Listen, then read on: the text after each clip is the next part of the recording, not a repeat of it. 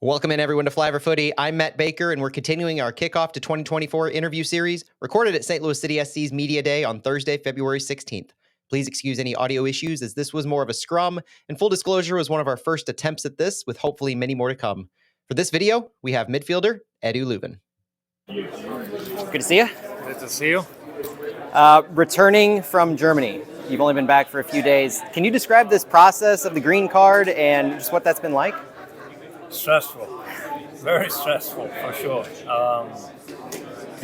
I wasn't expecting to be there for so long. I was expecting to be there maybe for a week, but it ended up being like, 12, 13 days. I didn't expect that at all, but it is what it is. And as I said already, it's for a good reason, so we are happy for that. And it's just even more, and I'm even happier to be back again. Does having the green card allow you to kind of relax a little bit more on the personal side of things, focus more on football, and it takes some of that stress out of just the overall picture? As I said, first of all, it's for the club very good. It's an advantage for the club, and for me personally, for me and my wife, it's a very good thing. We are very grateful for that because we love the United States and we found a home here, and so it's a very good thing for us to actually get the green card. It makes a lot of things definitely easier. So in the end, I think it's a win-win situation. So was it a decision that you came to? Was it mutual with the club? It was basically the club asking me to do it, and I was willing to do it as well. I had the choice, obviously, to say no if I didn't want to do it, but for me, it was very obvious that I wanted it. So. And now as you transition back to rejoining the team, how's this past week been? Has it been like a crash course in getting yourself back physically fit on the field? Yeah, I was working out the whole time. I was trying to do everything to come back in a good shape, and I think I did.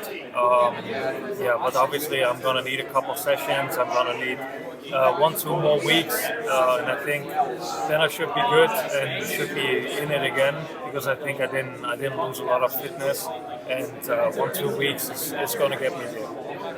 Can you talk to me a little bit about the midfield? How are you feeling with the midfield of City this year compared to some of the things you dealt with last year versus injuries, just the number of players available to you? Yeah, I think we have a lot of good players. I think we have we made some. Yeah, we got some good players into the team with Durkin, for example. But I think last year with Blom, I was having a good time, a good season, and as I already mentioned, we have a lot of different tournaments, so we need everybody, and I think that's going to be very important that everybody is getting a lot of minutes, and I think we have a lot of great guys, and I think we are pretty flexible because in the midfield we have a lot of guys who can play different roles, different positions. So I think that gives us a lot of freedom and flexibility, and it's going to be hard for opponents to count on what system or with whom we are going to play. Yourself in particular on the flexibility. At the end of last year, you mentioned a little whether it was not being on the same page as Carnell or rather different expectations that you had for yourself versus what he intended on the field. How do you feel going into this year, what's being asked of you, how you're feeling in whether it's staying deep, moving forward, just your overall positioning and expectations? Yeah, I think honestly, I am a flexible player. I can play different positions. I got a professional soccer player, what maybe most of people won't know as a central defender, and I played basically all the positions. But obviously, I feel the most comfortable in the central midfield, especially on the 6. And I think, it's always hard. At one hand, you're a flexible player, and you want to use that quality not only for yourself but also for the team. But at the other hand, it helps you if you can play couple of games on the same position, and if you're not always like rotating. So and I'm trying to do my best, to fill out every role the coach wants me to fill out, and trying to do my best in every single position. Any personal goals for yourself this year? I heard that you were assisted a corner kick earlier for a goal. Yeah. Any particular goals in the sense of maybe you want to assist, you want to be more successful on a set piece, or finishing yourself? Honestly, no.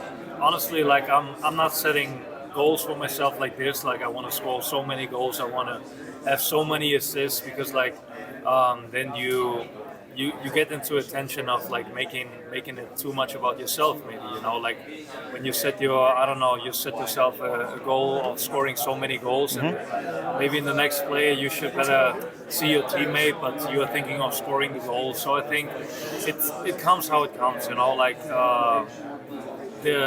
Like last year, I wasn't thinking of I want to have so many goals, so many assists.